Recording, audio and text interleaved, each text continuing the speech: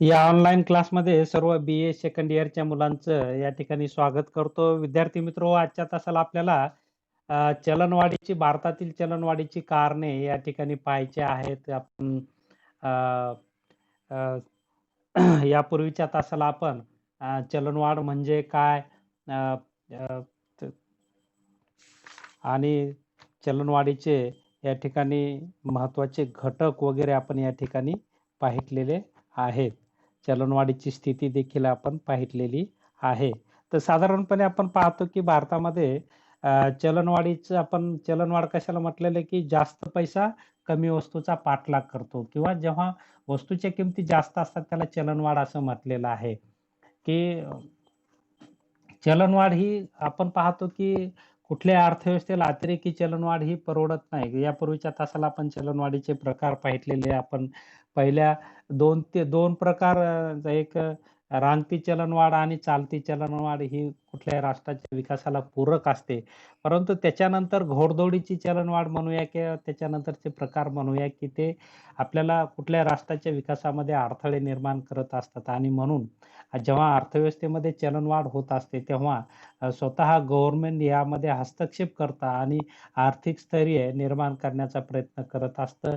आपण पाहतो की साधारणपणेच्या अर्थव्यवस्थेमध्ये आपलं प्रत्येक महिन्याला भारतामध्ये विशेषतः प्रत्येक महिन्याला चलनवाढीचं मोजमाप केल्या जातं. त्यामध्ये 2 प्रकारचे प्रकारामध्ये चलनवाढीचा निर्देशांक काढला जातो. आपण पाहितलेलं आहे पैशाचं मूल्य आणि त्याचा निर्देशांक आपण पाहितलेला आहे यापूर्वीच्या काही तासांपूर्वी आपण की आपण पाहितलं की पैशाचं मूल्य कशाला म्हटले की एका विशिष्ट चलनाच्या सहाय्याने जेवढ्या वस्तू आणि सेवा येतात त्याला आपण पैशाचं मूल्य म्हटलेलं आहे की पैशाचं मूल्य म्हणजे पैशाची खरेदी शक्ती आणि ते मूल्याचं मोजमाप निर्देशांकाच्या सहाय्याने अ, करता येतं. आपण पाहतो की भारतामध्ये अशा प्रकारे या निर्देशांकाचा उपयोग भारतीय अर्थव्यवस्थेमध्ये चलनवाढ मोजण्यासाठी केला जातो. आपण पाहतो की त्यामध्ये फिशरचा इंडेक्स आहे, 500चा आहे.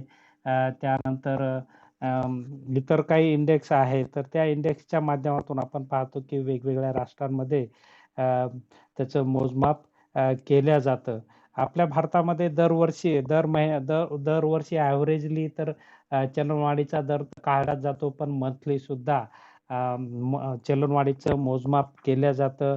आपण पाहतो की इंडेक्स काढायला बेस इयर आणि करंट इयर त्यामध्ये घेतलं जातं. म्हणजे मागील महिन्याच्या तुलनेत या महिन्यातील वाढ, मागील वर्षाच्या तुलनेत या वर्षातील वाढ, अशा प्रकारे तुलनात्मक अभ्यास त्याद्वारे आपल्याला करता येतो. तर भारतातही घाऊक किमतीचा निर्देशांक डब्ल्यू-पी-आय ज्याला आपण म्हणतो, की होलसेल मार्केटमधील किमतीतील बदल याद्वारे मोजल्या जातात आणि दुसरा म्हणजे ग्राहक किंमत निर्देशांक कन्झ्युमर प्राइस इंडेक्स सी-पी-आय ज्याला आपण म्हणतो. सी-पी-आय आणि डब्ल्यू-पी-आय अशा 2 प्रकारात भारतामध्ये चलनवाढ मोजली जाते. आपण पाहतो की सी-पी-आयचं महत्त्वही तेवढंच आहे आणि डब्ल्यू-पी-आयचंही महत्त्वही तेवढंच आहे. आपण पाहतो की अ, साधारणपणे चलनवाढीवर गव्हर्नमेंटचं बारकाईनं लक्ष असतं. कारण आपण पाहतो की कुठल्याही राष्ट्राला अतिरेकी चलनवाढ ही परवडत नाही आणि म्हणून चलनवाढीचा दर साधारणपणे 4-5% ठेवण्याचा प्रयत्न शासनाकडून जास्तीत जास्त असलेला आपल्याला दिसून येतो. सध्या भारतीय अर्थव्यवस्थेमध्ये आपण पाहतो 6% चलनवाढीचा दर आहे तो. मागील वर्षामध्ये यामध्ये हे सरासरी ॲव्हरेज सरासरी दर असलेला आपल्याला दिसून येतो. महिन्यामध्ये यामध्ये थोडाफार प्रमाणात बदल होतो. कारण आपण पाहतो की चलनवाढीवर परिणाम करणारे अनेक घटक असतात. साधारणपणे आपण पाहतो की भारतासारख्या विकसनशील राष्ट्रांमध्ये हवामान चांगलं असेल आणि शेतीचं स्वरूप हंगामी आहे. जेव्हा शेतमालाचा पुरवठा येतो तेव्हा चलन घट होते आणि जेव्हा पुरवठा नसतो तेव्हा चलनवाढ होते. अशा प्रकारे आपण पाहतो की कधी-कधी चलनवाढ ही कृत्रिम देखील असते. आपण चलनवाढीच्या प्रकारामध्ये पाहिलेलं आहे, की व्यापारी लोकं तशा प्रकारचं स्टोरेज करून शॉर्टेज दाखवतात आणि वस्तूच्या किमतीतील वाढ करतात आणि मग अशा वेळेस शासनाला हस्तक्षेप करावा लागतो. आता आपण पाहतो, की शासनाने नवीन जे बिलं आणलेली आहेत, शेती सुधारणा बिलं आता कायदे आणत आहेत, की यामध्ये आता थोड्याफार प्रमाणात व्यापाऱ्यांना मुक्त अ, अ, म्हणजे या ठिकाणी व्यापाऱ्यांवर जे स्टोरेजवर कंट्रोल होतं शासनाचं, की विशिष्ट वस्तूंचा मर्यादेमध्ये पुरवठा करण्याचं जे परवानग्या लागत होत्या, ते आता आपण पाहतो, की त्यामध्ये शिथिलता आणण्याचं कार्य शासकीय पातळीवरून होत आहे आणि त्याचा परिणाम आता पुढे भविष्यात काय होईल ते आपल्याला भविष्यकाळातच कळेल. परंतु तरीही शासन आपण पाहतो, की वस्तूच्या किमती कशा स्थिर ठेवता येतील यासाठी विशेष प्रयत्न करत असतं. तरी किमती आपण पाहतो, की किंमतवाढी चे मुख्य 2 कारणे, एक तर मागणी हा घटक किंमतवाढीला प्रभावित करतो किंवा पुरवठा हा घटक किंमतवाढीला प्रभावित करत असतो. आपण पाहतो, की ह्या 2 घटक, मग मागणीचे काही घटक आहेत, पुरवठ्याचे काही घटक आहेत. अशा प्रकारे आपल्याला वेगवेगळ्या याचं क्लासिफिकेशनही करता येईल. की साधारणपणे या ठिकाणी एकत्रित कारणे जरी पाहितली तरी चालतात. या मध्ये आपण पाहतो की एकत्रित कारणं साधारणपणे या ठिकाणी 14 आपल्याला पाहायला मिळतात. यामध्ये पहिलं कारण चलनवाढीचं आपण पाहतो की पतपुरवठ्यातील वाढ. पतपुरवठ्यातील वाढ म्हणजे आपण पाहतो की पतपैसा हा बँका निर्माण करीत असतात. पहा, अर्थव्यवस्थेमध्ये फिशरनं सांगितले, पैशाच्या पुरवठ्यात वाढ झाली की किमती वाढतात आणि पैशाच्या पुरवठ्यात वाढ 2 घटकाकडून होत असते. एक तर शासनाकडून आणि दुसरं बँकांकडून. आता पतपुरवठा कोण? बँका. बँकांनी जेवढा प्रमाणात कर्ज पुरवठा केला, तर तेवढा अर्थव्यवस्थेत पैशाचा पुरवठा वाढतो आणि पैशाचा पुरवठा वाढला, की पैशाचं मूल्य कमी होतं आणि वस्तूच्या किमती वाढतात.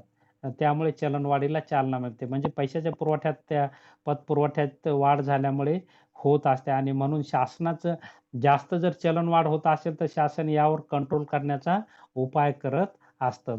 त्यानंतर दुसरं कारण आपल्याला सांगता येईल, की तुटीचा अर्थभरणा. आपण पाहतो, की शासनाचं तुटीचा अर्थभरणा म्हणजे आपण पाहतो, की शासन दरवर्षी स्वतःचं अर्थसंकल्प मांडत असते आणि अर्थसंकल्प म्हणजे शासनाचं उत्पन्न आणि खर्चाचा ताळेबंद असतं. जेव्हा उत्पन्नापेक्षा खर्च जास्त असतो, तेव्हा त्याला तुटीचा अर्थभरणा असे म्हणतात. शासनाचा खर्च जास्त आणि उत्पन्न कमी.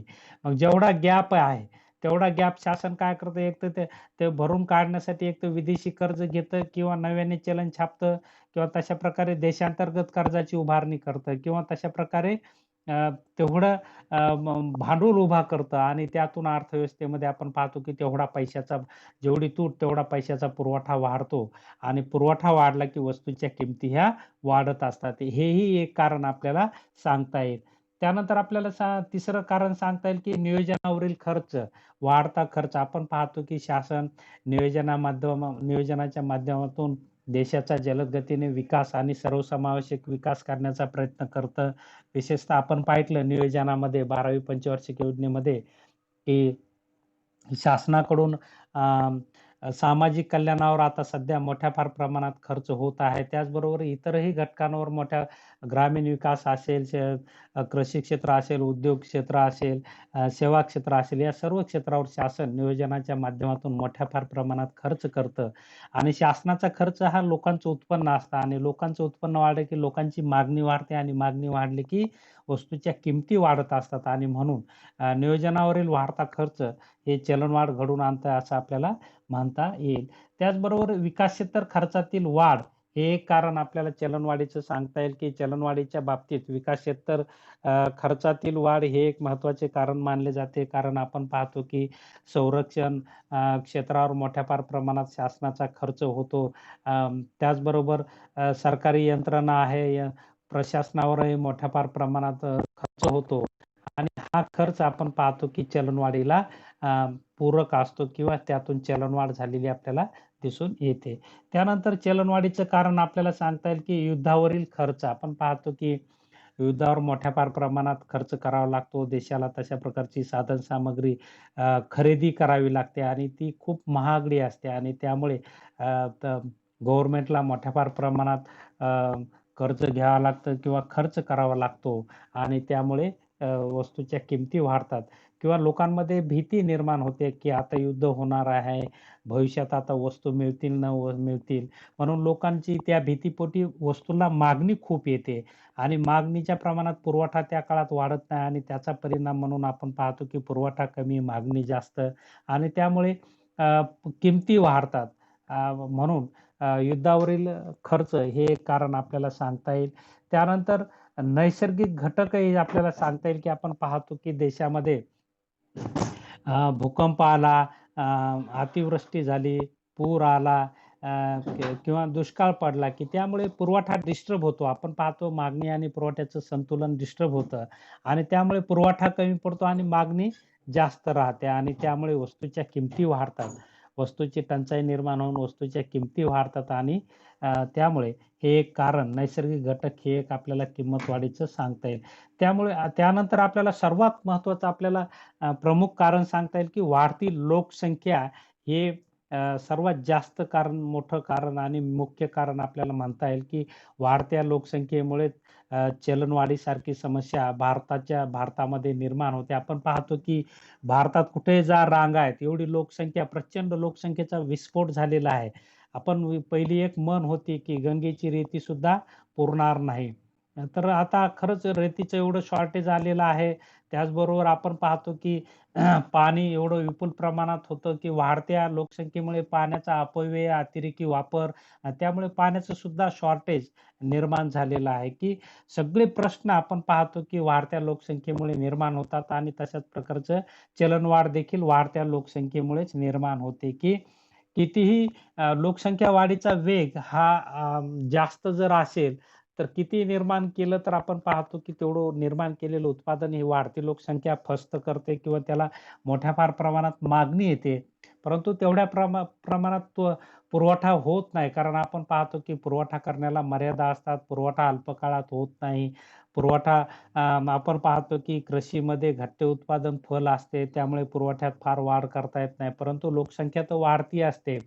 आणि त्यामुळे आपण पाहतो, की प्रत्येक गोष्टीचं या ठिकाणी शॉर्टेज येतं आणि शॉर्टेज आलं, की वस्तूच्या किमती वाढतात. जी रुपयाची वस्तू ती ₹10 घ्यावी लागते आणि गरज म्हणून लोकांना ती घ्यावी लागते आणि त्यातून मोठ्या फार प्रमाणात लोकांचं आपण पाहतो, की आर्थिक पिळवणूक होते आणि त्यामुळे जास्त जर वस्तूच्या किमती वाढल्या तर लोकांमध्ये दारिद्र्य निर्माण होतं. आपण कालच्या तासाला पाहिलं, की वाढती अ, चलनवाढ ही लोकांमध्ये दारिद्र्य निर्माण करते, कुपोषण निर्माण करते, आर्थिक विषमता निर्माण करते, बेकारी निर्माण करते, गरीब-श्रीमंतीची दरी वाढवते. अ, तर अशा प्रकारचे चलनवाढ ही राष्ट्राच्या विकासामध्ये अडथळा निर्माण करते. किंवा आपण पाहतो की डायरेक्ट चलनवाढीचा इफेक्ट मानव घटकावर होत असतो आणि त्यामुळे लोकांचा डायरेक्ट उपभोगच कमी होतो आणि उपभोग कमी झाला तर आपण पाहतो की त्याची उत्पादन शक्ती कमी होते, कार्यक्षमता कमी होते आणि त्याचा परिणाम राष्ट्राच्या विकासावर झालेला आपल्याला दिसून येतो आणि म्हणून अ, वाढती लोकसंख्या हे एक त्याचं कारण असलेलं आपल्याला सांगता येईल. त्यानंतर साठेबाजी. आपण पाहतो की व्यापारी लोकं हे काय करतात अ, स स हंगामात मोठ्या फार प्रमाणात मालाची खरेदी करतात. कारण हंगामात आपण पाहतो की पुरवठा जास्त असतो. पुरवठा जास्त झाल्यामुळे किंमत कमी होते आणि कमी किमती मध्ये मोठ्या फार प्रमाणात मालाची खरेदी करतात आणि साठवणूक करतात आणि ऑफ सीझनमध्ये ते मग विक्रीला काढतात आणि त्याच्यामध्ये मोठ्या फार प्रमाणात नफा मिळवतात. यातूनही आपण पाहतो साठेबाजीतून वस्तूच्या किमती वाढत असतात. त्यानंतर वस्तूची किंमत वाढण्याचं निर्यात हे एक कारण सांगता येईल. आपण पाहतो की निर्यातीच्या माध्यमातून देशातून बऱ्याच प्रमाणात वस्तू विदेशात विकल्या जातात आणि त्यामुळे देशामध्ये त्याचा पुरवठा कमी पडतो किंवा शॉर्टेज निर्माण होतं आणि त्यामुळे वस्तूच्या किमती वाढतात असं आपल्याला म्हणता येईल. त्यानंतर उत्पादन साधनांची टंचाई. आपण पाहतो की उत्पादनाचे साधन, भूमी, श्रम, भांडवल आणि संयोजक यांची जर टंचाई निर्माण झाली तर आपण पाहतो की त्यांना मग मोबदले वाढवून द्यावे लागतात. मोबदले वाढले की आपण पाहतो की उत्पादन खर्च वाढतो आणि उत्पादन खर्च वाढला की किमती वाढतात आणि म्हणून उत्पादन साधनांची टंचाई निर्माण झाली की उत्पादन खर्च वाढतो आणि खर्च वाढला तर किमती वाढतात. हे एक कारण आपल्याला सांगता येईल. त्यानंतर श्रमिक संघटनांचा दबाव हे एक आपल्याला त्यामध्ये कारण सांगता येईल, की श्रमिकांच्या संघटना आपण पाहतो, की एकत्रित येतात आणि वेतन वाढावं, भत्ते मिळावे म्हणून आपण पाहतो, की संप वगैरे करत असतात. मालकावर तशा प्रकारचा दबाव आणतात, गव्हर्नमेंटवर तशा प्रकारचा दबाव आणतात आणि आपले वेतन व भत्ते वाढवून घेतात आणि त्यामुळे उत्पादन खर्च वाढतो आणि उत्पादन खर्च वाढला तर वस्तूच्या किमती ह्या वाढत असतात आणि म्हणून श्रमिक संघटना हे एक त्याला कारण आपल्याला सांगता येईल. त्याचबरोबर सरकारी खर्चातील वाढ हे एक महत्त्वाचं कारण चलनवाढीचं सांगता येईल. आपण पाहतो की भारताचं जर या ठिकाणी उदाहरण द्यायचं झालं तर भारत आपण पाहतो कल्याणकारी राज्य आहे. लोकशाही राज्य आहे. भारतामध्ये जास्तीत जास्त आपण पाहतो की सामाजिक कल्याणावर मोठ्या फार प्रमाणात खर्च केला जातो किंवा सरकारी उपक्रमाच्या माध्यमातून मोठ्या फार प्रमाणात शासन स्वतः खर्च करतं. त्याचबरोबर प्रशासनावरही शासनाचा मोठ्या फार प्रमाणात खर्च होतो. जेवढं शासनाकडे उत्पन्न आलं ते शासन खर्च करतं आणि शासनाचं खर्च म्हणजे लोकांचं उत्पन्न आणि लोकांकडे उत्पन्न आलं तर लोक मागणी करतात. मागणी केल्यामुळे वस्तूच्या किमती वाढतात असं आपल्याला दिसून येतं. त्यानंतर करविषयक धोरण हे एक आपल्याला सांगता येईल, की आपण पाहतो, की कराचे दर वाढले तर उत्पादन खर्च वाढतो आणि उत्पादन खर्च वाढला तर वस्तूच्या किमती वाढतात आणि किमती वाढल्या तर लोकांची खरेदी शक्ती किंवा क्रय शक्ती कमी होते आणि त्याचा परिणाम आपण पाहतो, की लोकांचा उपभोग घटतो. म्हणून किंमत वाढ कुठेही परवडत नाही. त्याचबरोबर काळा पैसा हे एक चलनवाढ घडवून आणतो. काळा पैसा कशाला म्हणायचंय, की अवैध मार्गाने कमवलेला पैसा म्हणजे काळा पैसा. कर चोरीच्या माध्यमातून कमवलेला पैसा म्हणजेच काळा पैसा. आपण पाहतो, की भारतीय अर्थव्यवस्थेमध्ये काळ्या पैशाचं प्रमाण मोठं आहे. वेगवेगळे अभ्यास यावर झालेले आहेत. समित्यांनी अभ्यास केलेला आहे. त्यांच्या मते काहींच्या मते भारतीय अर्थव्यवस्थेत 40% काळा पैसा आहे. तर काहींच्या मते 60% पर्यंत काळा पैसा आहे.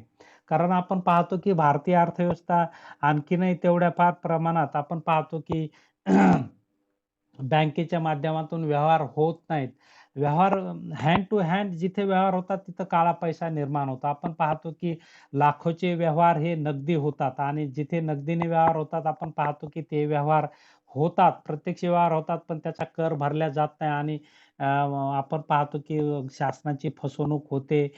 त्याचबरोबर 2 नंबरचे सगळे व्यवहार अशा कॅश माध्यमातून होतात आणि आपण पाहतो की जेवढे व्यवहार हँड टू हँड होतील, तेवढा काळा पैसा जास्त निर्माण होतो. म्हणून बँक मार्फत जेवढे व्यवहार होतील, तेवढं अर्थव्यवस्थेला चांगलं असतं आणि त्यातून चलनवाढ होत नाही.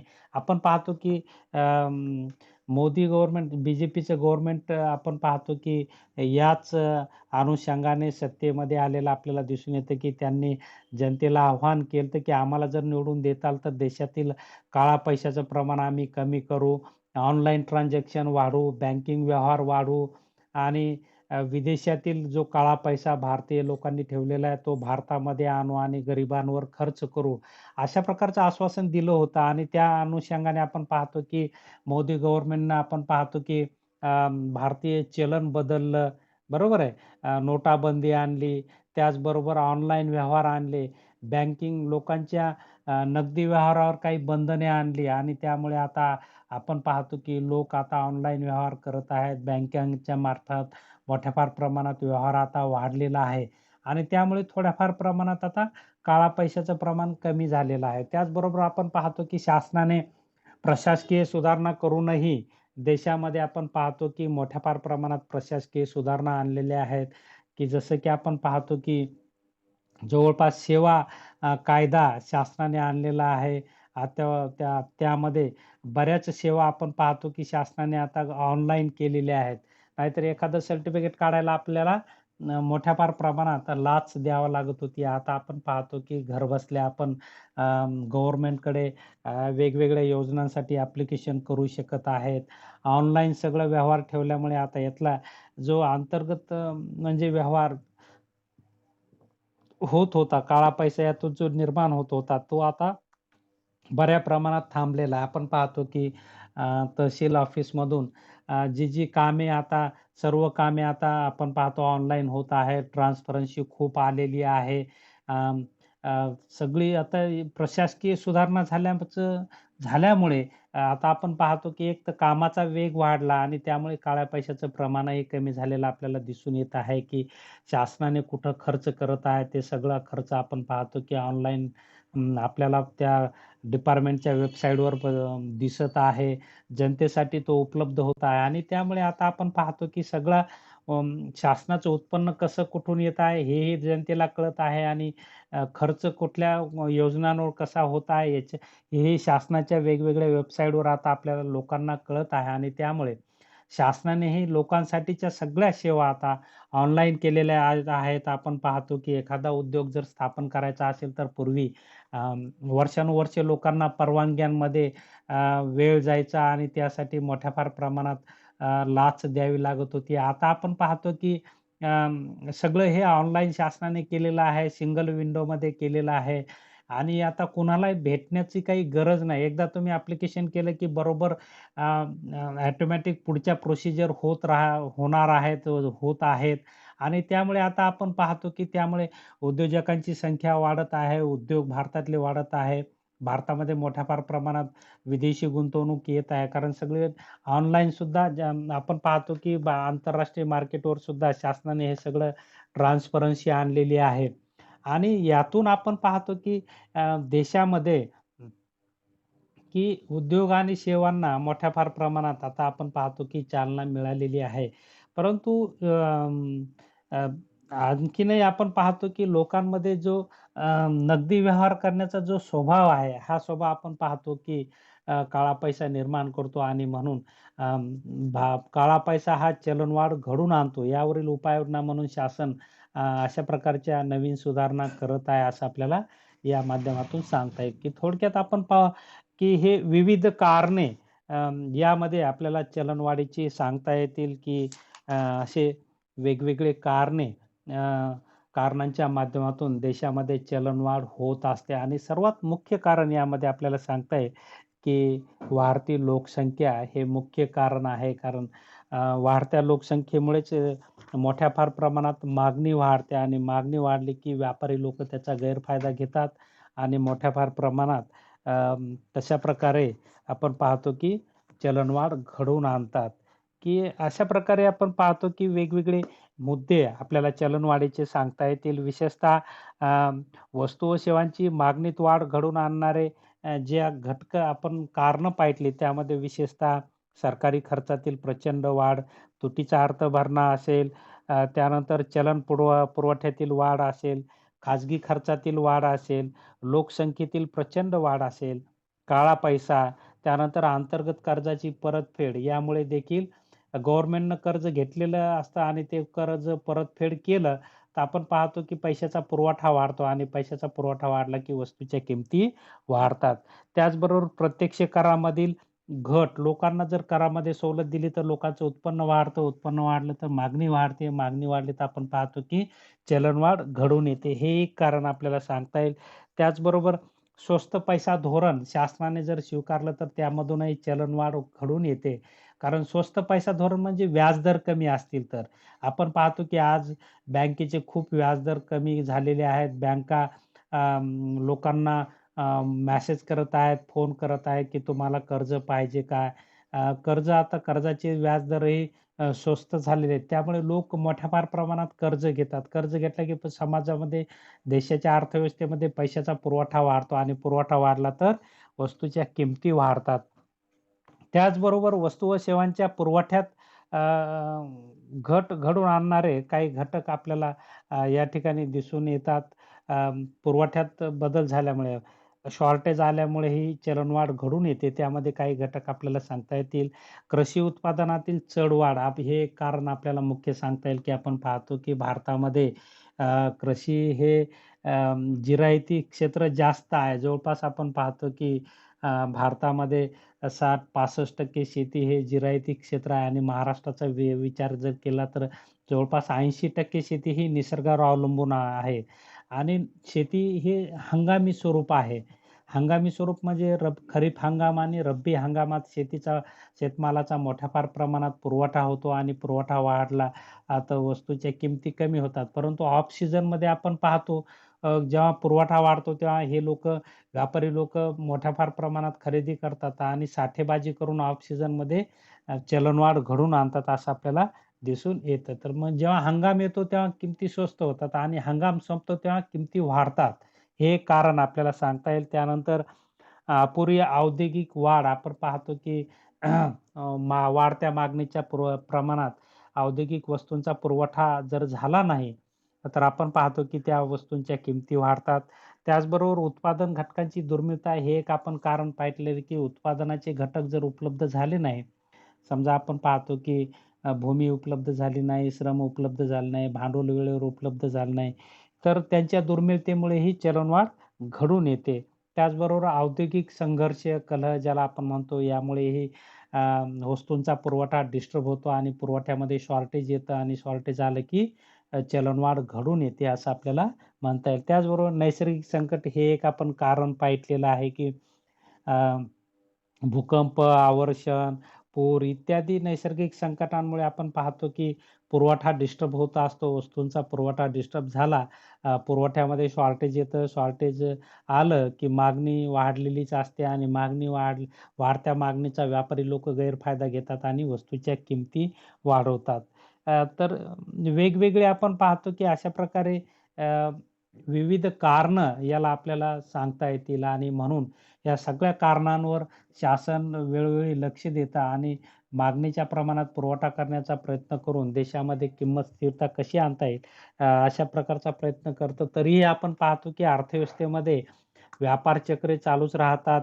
तेजीमध्ये आपण पाहतो की अ, अतिरेकी चलनवाढ कुठल्याही अर्थव्यवस्थेला परवडत नाही आणि म्हणून शासनाकडून अ, वेगवेगळ्या उपायांच्या माध्यमातून अ, किमतीमध्ये स्थैर्य आणण्याचा प्रयत्न कशाप्रकारे होतो, कुठल्या साधनांद्वारे होतो, हे आपल्याला उद्याच्या तासाला पाहायचं आहे. तर आजच्या या तासाला या ठिकाणी आपण आता थांबूया. आपण सगळेजण या ठिकाणी उपलब्ध झालात, शांतपणे ऐकून घेतलं, त्याबद्दल आपले आभार व्यक्त करतो आणि या ठिकाणी थांबतो. धन्यवाद.